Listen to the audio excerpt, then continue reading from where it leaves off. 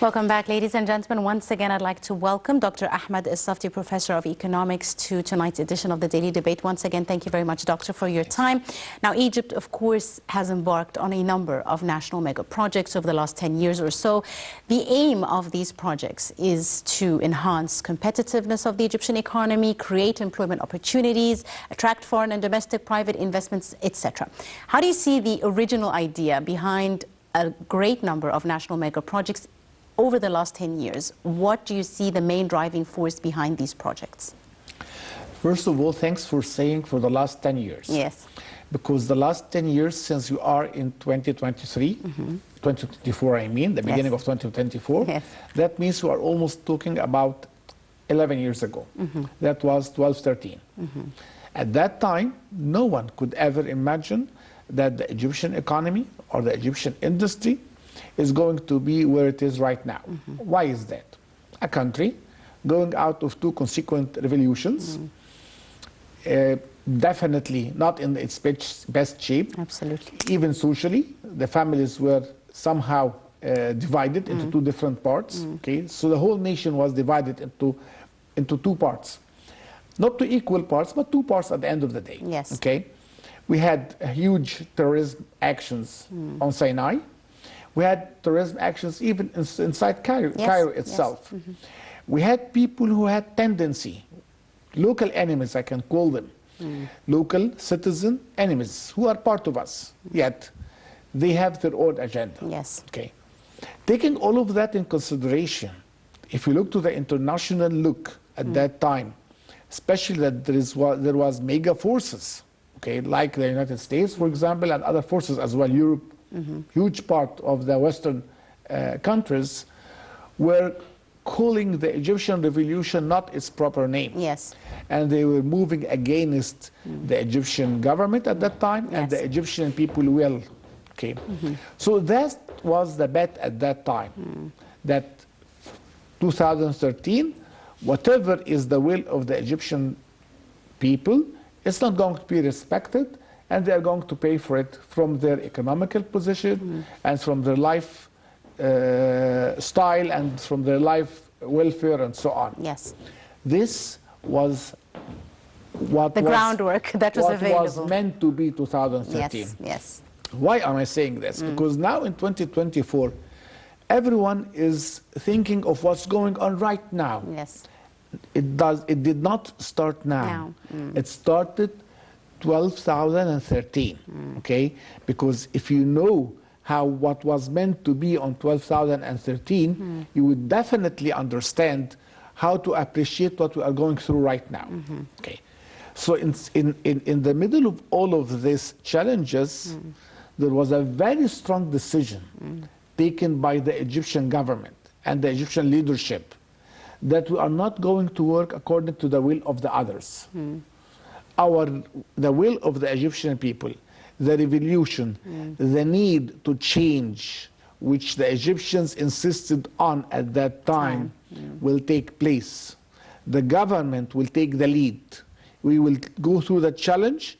We will start mega projects to put Egypt where it should be. Okay, this is how this matter or this project, this is when it started. When this dream at that time, this was launched. A dream. This is when it was launched at that time. Yes. Definitely political challenges, security challenges, internal and external challenges, lack of foreign currency resources, because you know quite well that our foreign currency resources are, I mean, they are numbered. They are not numerous. Yes. There is like 4 or 5 different sources for the foreign currency, and all of those resources was affected by that. For example, the tourism. Yes. We had almost 0% tourism at that time. Okay. The transfers of the Egyptians working outside of Egypt, that was severely affected because the image that was being sold to everyone around the world was instability.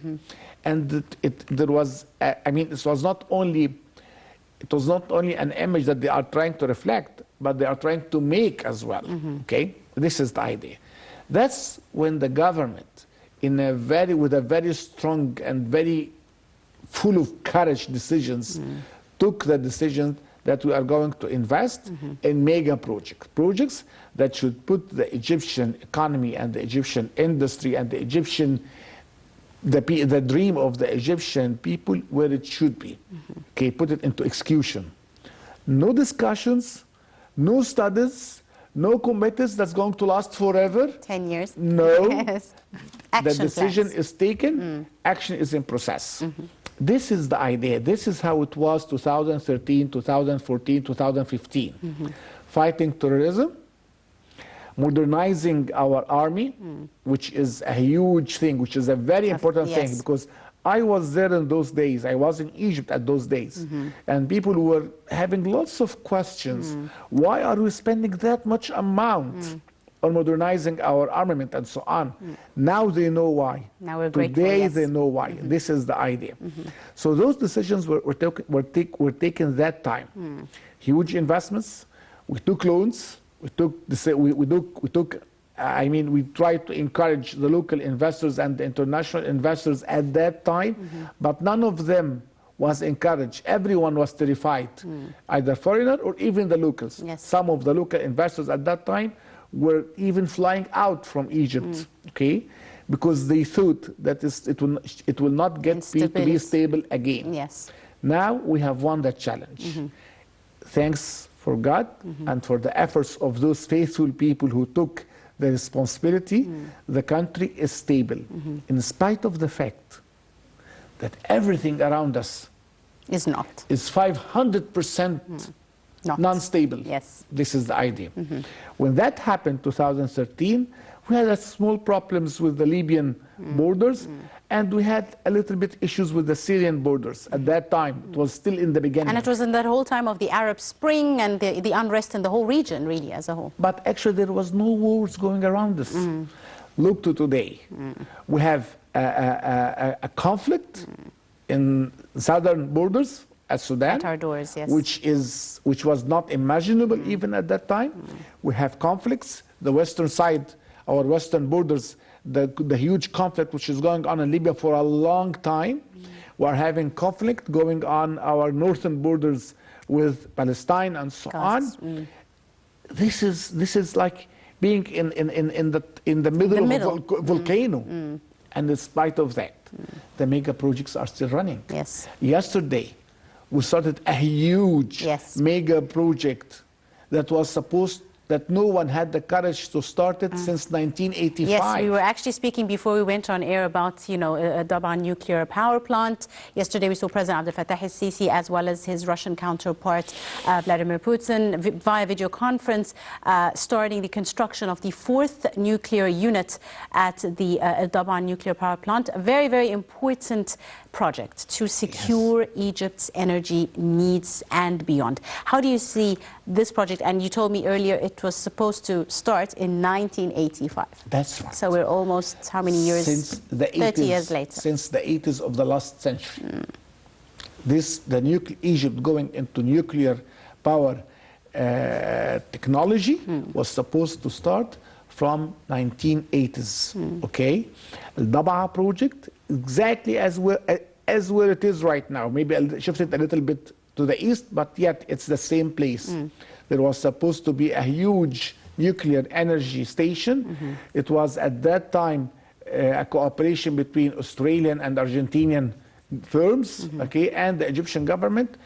This was meant to be at the 80s of the last century. Okay, 40 years later. We could do it. Okay, the difference between 1985 and 2024 is not anything that has to do but the will and the strength and the strong decisions being taken by people who have enough courage. Yesterday was not just a new nuclear energy plant being established. No, it was a movement to the nuclear age. The reactor that's going to be the process that we are in the process of finalizing right now, establishment, belongs to the 3rd+ generation. That means one of the most recent technology generations that is around the world. We started almost where everyone ended. Okay, so that's a huge thing. Leap, yes. Okay, why am I saying this? You see what's going around us? What's going around us is a huge struggle for the power, for the energy power. Yes. That's what's going around us. Moving into the nuclear energy. Nuclear energy actually is one of the least expensive sources of electrical energy. This is number one. Opposite to what's being told to everyone, it's one of the most clean sources of energy. Yes. This is the idea, because 30 or 40 years ago, people used to talk about like nuclear accidents and what could have ever happened if reactors and so on. Now, if you imagine the number, how many nuclear accidents happened around the world for the last 100 years? Two accidents. Yes. Two, namely. One of them because of natural circumstances. Yes. Okay, the one that Fukushima was due to earthquake. Okay, so it's only actually one human error. One human error only happened. Okay, while in any other kind of energy, like based on oil, based on coke or whatsoever, many others, it caused us the pollution that we are suffering right now from. Okay, this is the idea. So we jumped. That's a huge boost to boost into the nuclear energy. That's a boost. Okay, there will be another stations afterwards. This is not the end. This is just the start. Okay, this is the idea. So, as an economic expert, how do you see the importance of developing this kind of nuclear energy? Is it a critical solution to achieving, environmental sustainability and in line with the sustainable development that Egypt is aspiring towards? That's one thing for sure. Okay. From another part, we have some challenges when it comes to water resources, right or not? Yes. So we need energy to be able to sweeten the water coming from the sea, to be able to have more and more resources of water. This kind of energy, if we have it from nuclear energy, this is the least expensive kind of energy that we can have for that reason. Okay, so energy is for plants, for factories and so on, for industrial usages, is for agriculture usages, is for technical usages, and more over and above this, if you go to the nuclear technology, there's huge usages for the nuclear technology that comes after that. It's not just the electricity that we're going to get out from the huge amount of researches which is going to be built on this, going into this technology. The finding out the natural resources which is going to be used afterwards. All of these are different things, different added values that we're going to have, beside definitely the electricity, energy, and so on. Okay. Indeed. Any country, any industrial country that we see now on the top of the top 20 countries, the top 20 industrial countries that exist right now, if you check out with them, all of them, the G20, have nuclear power. Yes, powered by Some nuclear. of them started by the nuclear power, like Korea, for example. They started by the nuclear power. The major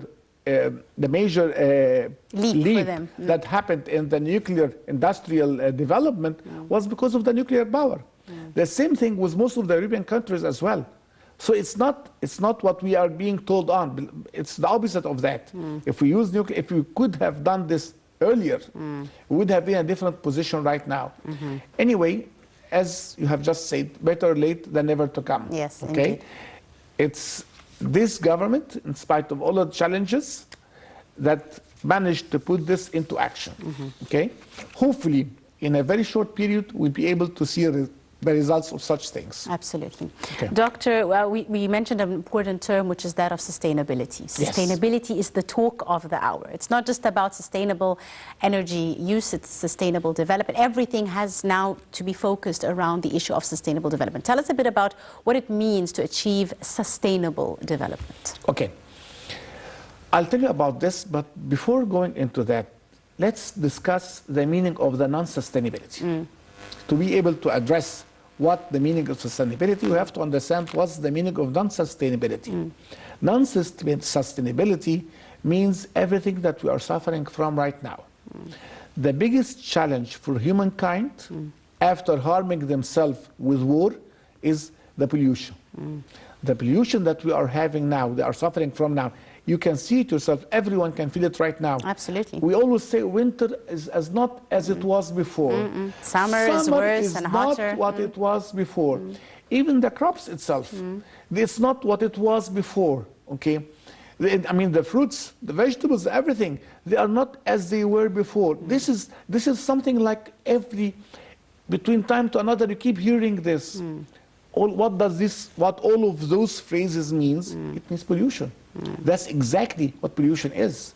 It's a change in the environment into being worse, into moving into worse direction. Now, because of that, because everyone started to understand, started to feel the harms or the harmful action or the harmful subsequences of pollution, they started to talk about sustainability. Now, what does sustainability means?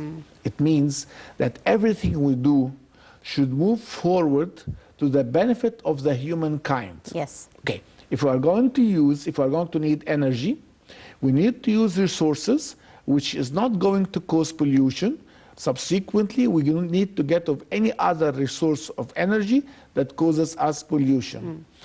Moreover, the source of the energy we are going to use for the future, it has to be sustainable. Sustainable means that non-ending. Non-ending. We are not going to depend on resources which is going to dry out after a little bit period of time. Because 100 years is a very short period of time. Yes, in history. In history, yes. This is the idea. Okay, so we need to use resources for energy that is sustainable for the long time, like the solar energy. Yes, wind energy. The sun always shines, as we say, Yes, right or yes, not? yes. So as long as the sun always shines, as long as there is tomorrow, there's going to be solar energy. The wind always blows. There is sustainable energy. This is on the energy side. So it means less pollution, better energy, more sustainable resources. Okay. To achieve this, we cannot do this by itself. We need to have sustainable human development. Absolutely. Why? Because what is the use? If we're going to have sustainable resources of energy, meanwhile, we are seeing what we are seeing right now.